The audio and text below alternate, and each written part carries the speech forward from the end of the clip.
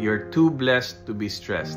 Alam ko maraming stresses sa buhay. Minsan na-high blood ka na nga, di ba? Stress sa trabaho, stress sa pamilya, pati nga service sometimes can be stressful. So stress is real. In fact, it's inevitable. If you want to solve something, may stress talaga yan. Kasi hindi masosolve yan by just doing nothing. So stress is required for you to be able to overcome something and to be able to achieve. So you can't really eliminate stress. You can just minimize it or manage it. Pero paano nga ba i-manage yung stress? First, be discerning with your commitments. Kasi the more you say yes to things, syempre the more stress you will handle. Your no can be a yes to something more important.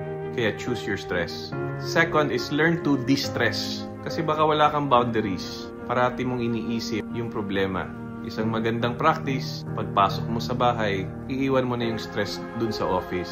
Let it be a place of healing, not a place of stressing. Third is, learn to pray and depend on God. Kaya ka nasi-stress kasi hindi mo kayang isolve alone.